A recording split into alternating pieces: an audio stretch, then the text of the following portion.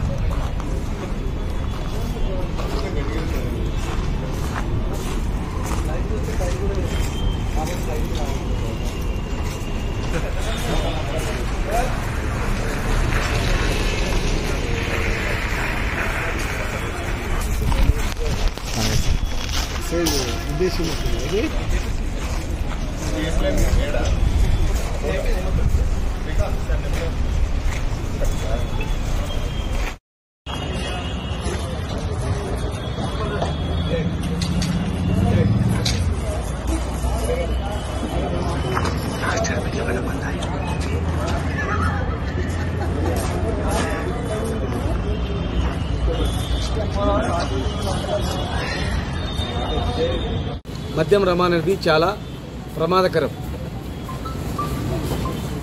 డిపోల నుంచి వచ్చినది సురక్షితంగా ఆయా కంపెనీలు ల్యాబొరేటరీలో టెస్ట్ చేసి దాని ఆల్కహాల్ పర్సెంటేజ్ ఏముంది, ఎప్పుడు తయారవుతుంది, దీన్ని ఎప్పటి వరకు ఉపయోగించుకోవాలా, దాని మీద లేబుల్తో సహా వచ్చినటువంటిది ట్రాకింగ్ సిస్టమ్ కూడా ఉంది. అది ఎప్పుడు తయారైంది ఉంటుంది, ఏ షాప్లకు ఇచ్చింది ఉంటుంది, ఎప్పుడు అమ్మినమైన దాన్ని మొత్తం ట్రాకింగ్ సిస్టమ్ బందీగా దాన్ని తయారు చేసినటువంటిది తెలంగాణ డిపోల నుంచి సరఫరా అవుతుంది.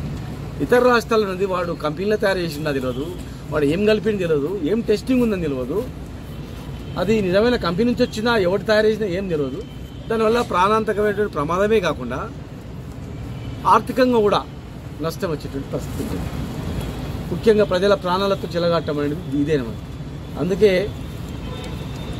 వీటిని అరికట్టడానికి స్పెషల్ టీంలు ఉన్నాయి. దయచేసి ఎవరైనా ఇతర రాష్ట్రాల గోవాకు మంచిగా గోవా పోయి నువ్వు బీచ్గా తిరిగి ఎంజాయ్ చేసిరా, ఎవడో తెలియడు, బాటలు తీసుకొచ్చి ఇక్కడ అమ్మడం దంద చేయడం ఏంది. హర్యానా పోయి తిరిగిరా, బొంబాయి పోయి తిరిగిరా, ఢిల్లీ పోయి తిరిగిరా, ఏ రాష్ట్రంకో పోయి నువ్వు ఎంజాయ్ చేసిరా. కానీ వచ్చిన బాటలు తీసుకొచ్చి ఆ బాటలతో దంద చేయడము, బాటలతో ఇంకో బాటలు కలపడం అనేది నేరము. కొంతమంది ఫంక్షన్లు చేసుకుంటారు. మేము మా అధికారులు గతంలో చాలా ఉండేవి ఫంక్షన్ చేసుకుంటే, ఇప్పుడు ఈజీగా అప్లై చేసుకుంటే ఇమ్మీడియట్గా మా ఆఫీసర్లు పర్మిషన్ ఇస్తారు ఫంక్షన్ చేసుకోవడానికి. ప్లస్ ఆ ఫంక్షన్ చేసుకోవడానికి పర్మిషన్ ఇస్తారు, సంబంధించిన దుకాణం నుంచి తెచ్చుకొని వాడుకోవాలి తప్ప హర్యానా నుంచో ఇంకో ఎక్కడి నుంచో బెంగళూరు నుంచో గోవా నుంచో తీసుకొచ్చి వాడడం అనేది నేరం. అవి అమ్మడానికి వీలు లేదు. అది అవి చాలా వరకు ఇతర రాష్ట్రాల నుంచి వచ్చే మద్యం అంతా కూడా కల్తీ మద్యమే. లేబుల్ బాటల్ ఉంటుంది చూడడానికి, కానీ అందులో మాత్రం సీల్ ఉంటుంది, కానీ వాడు తయారు చేసి పంపినట్టుగా ఉంటాయి అవన్నీ కూడా. కనుక ఎవరైనా ఫంక్షన్లలో వచ్చి మేము 1000 రూపాయలు తక్కువ ఇస్తామంటే తీసుకోవద్దు, సమాచారం అందించండి, వాళ్ళ మీద యాక్షన్ తీసుకుంటాం. మీరు అలాంటివి ఉపయోగిస్తే మీ మీద యాక్షన్ ఉంటుంది. ఖచ్చితంగా కఠిన చర్యలు ఉంటాయి. పగడ్బందీగా అధికారులందరూ కూడా చర్యలు చేపడతారు. విదేశాల నుంచి వచ్చే వాళ్ళు మాత్రమే 2 బాటలు అర్హత. ఏ దేశం పోతే ఇతర దేశం పోయి ఈ దేశానికి వస్తే వాళ్ళకు మాత్రం 2 బాటలు అర్హత, అంతే తప్ప పక్క రాష్ట్రం పోయి నువ్వు 10 బాటలు పట్టుకొచ్చి ఇక్కడ దందా చేసి అమ్ముకుంటా, నకిలీ మద్యం తయారు చేసుకొచ్చి అమ్ముకుంటా, నకిలీ మద్యం వాళ్ళే ఈ పని చేస్తుంటారు.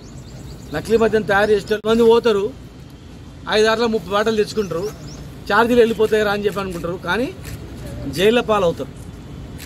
చేయొద్దు. దయచేసి మీ మీడియా ద్వారా నేను రిక్వెస్ట్ చేస్తా ఉన్నా, ఈ మీడియాతో మా అధికారులకు తెలియజేస్తే వాళ్ళే సంబంధించినటువంటి పర్మిషన్ ఇస్తారు.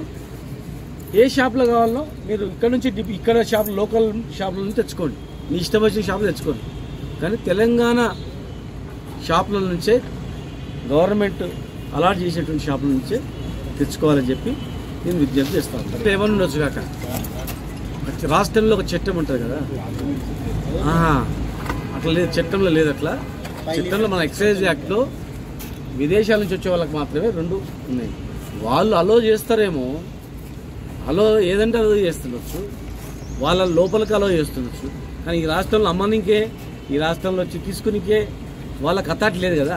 ఎయిర్పోర్ట్ వరకు, ఎయిర్పోర్ట్ లిమిట్లో వాళ్ళకి ఏదైనా అధికారం ఉంటుంది. ఎయిర్పోర్ట్ దాటిన తర్వాత వాళ్ళకి ఏం అధికారం ఉంటుంది? ఎయిర్పోర్ట్ దాటిన తర్వాత ఎంతనన్నా తీసుకో, బంగారం తీసుకపో, ఎంతనన్నా మద్యం తీసుకపో, ఎంతనన్నా గాంజా తీసుకపో అని చెప్పి ఉంటుంది. అట్లా ఉంటుంది. అట్లా వితిన్ వాళ్ళ ప్రిన్సెస్ వరకు వాళ్ళ హక్కు ఉండొచ్చు, బయటకు తీసుకుపోనికి అట్లా ఏర్పడి మొత్తం ఒక 10 మంది కలిసిపోతున్నారు.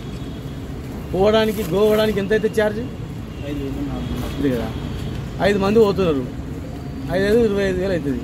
ఒక్కొక్కడు 6 బాటలు తెచ్చుకుంటున్నాడు. ఎన్ని బాటలు అయిపోయాయి? 30 బాటలు అయిపోయాయి. ఇక ఆయనకు 3-4 బాటలు వెళ్ళిపోతుంది. మిగతాది ఇంకా అదే పని, గోవా నుంచి రావడం మళ్ళీ పోవడం, గోవా నుంచి రావడం పోవడం. ఒక్కడే 10-20 సార్లు ఎందుకు తిరుగుతున్నాడని చూస్తున్నాను. ఒక్కడే 10 సార్లు పోతున్నాడు, 20 సార్లు పోతున్నాడు, అసలు ఏం నడుస్తుంది అని చెప్పి మా ఎక్సైజ్ డిపార్ట్మెంట్ వాళ్ళు నిఘా పెట్టింది. వీడు మళ్ళా కనబడుతుంది. మా డిపార్ట్మెంట్ ఉంటుంది కదా ఆడ, అసలు ఇదే దాన్ని నడుస్తలేదు కదా. ప్లస్ కొన్ని ఫంక్షన్స్లలో మాకు ఇక్కడ లేని బ్రాండ్లు కూడా వస్తున్నాయి.